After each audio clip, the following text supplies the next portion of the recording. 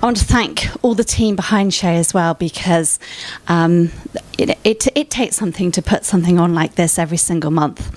And I want to thank you as well. Thank you for being here and for listening. Now, I've been to Inspire Stage quite a few times now, and I often hear some quite momentous stories, quite inspiring, big, huge stories. And yes, they are inspiring and they've changed people's lives. Today I want to tell you a more gentle story, something what might seem quite insignificant. Well, it started back in January, and I was on Facebook. As you said, we all live on Facebook. And I saw a post from someone who I have a great deal of respect for. They're a speaker and a coach.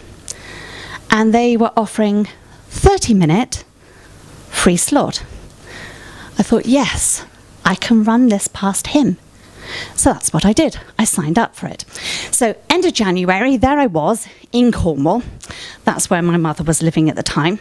It was one of quite a number of visits I was to make in the next 3 months, because we were packing up 30 years of her life, moving her from Truro to Gloucestershire. So there I am, kitchen table, opening up, getting Skype, and there he is. So we come to the point of the conversation. So he goes, so Caroline, what is it you wanted to talk to me about? Well, you know what I do. You know what I've been doing for the last 30 years. I'm now being told that I ought to do this with speakers. And so I went on to tell him about it. And he listened very, very quietly, very, very still. And we got to the end. And he went, yes, you got to, absolutely got to. And I went, whoa, because I just didn't expect that. It was such an emphatic yes, such an endorsement. It was quite astounding. And then I said, well, I've also got to walk my talk. So I need to get out there and speak more. And he said, absolutely right. So he started giving me a list of where I should speak. And guess where one of those places was? Here. So let's move on a couple of months. I've run a couple of workshops, making sure that I can transfer things from the acting and singing world into and with speakers. And it's May, and it's a Monday, and it's Inspired Stage, and I've never been before. So I gingerly come down the steps and I come in. I head towards the bar, still there. I get a drink, and I meet someone. Little did I know that this person was going to have a huge impact on my life. Absolutely huge. So as you know, Inspired Stage is normally on a Monday. Here we are on a Monday. At the end of the evening, he said, I'll give you my card. And I went, that's okay, I'll find you. So the next day, I find him on Facebook. Sent a message. Thursday, we arranged to talk. Interesting discussion, because in the background, I had sheep bleating away. I was down in this place called Junction 24, which is, funnily enough, just off Junction 24 of the M5. It's actually where the farmers go in Somerset to sell their livestock, basically. And I was down helping a friend. So there I am, doing this, talking to this guy. And then, although I had not been thinking of doing this, I came back to London the very next day. We had a meeting which went on and on and on, and I just had that gut feeling. Do you know what that's like? This person is now my mentor.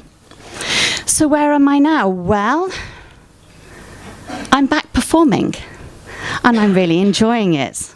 I did enjoy my performing career when I did it, but I'm really enjoying doing this now. I have a business that has evolving structure and strategy. My personal development got really challenged, but that's a good thing. I'm quite happy about that. And a lot of people have actually noticed the difference, which is great as well. So I'm really happy about that. Procrastination, anybody guilty of that one? Almost dead and buried. Almost dead and buried, I would say. So things are going really well. How long have I got? 5 minutes. So, do you see one Facebook post? And here I am. Amazing, isn't it? It's the little things. Let me tell you about an ex-student. His name is Hugo. He came to my performing arts schools for over 13 years, 37 weeks a year, every single week. We met up a couple of years ago to have coffee and catch up. And he said, "You know what, Caroline? I was really grateful I had parents who didn't devalue performing arts. They thought it was a really good thing to do. I'm really grateful they could afford to send me and my brothers along to you." I understood it all. Well, at least I thought I did. But it wasn't until I got to university in my first year and I noticed that my peers actually weren't that good at communication. They weren't good at making eye contact. They didn't have really good body language. If they were asked to do a presentation, it was like, please, let the floor open up and swallow me whole. And he said I had all those skills. And what it made me realize was that if I could learn the skills of whatever I wanted to do, then the world was my oyster. And it's really inspired me to go on and do what I want to do. So he is now a DJ making a name for himself, and he is a most amazing photographer. So my question to you is this: what are you not noticing in your life? The big momentous things. Yeah, it's a sledgehammer approach, isn't it? Someone's taken a wet fish and slapped you in the face with it.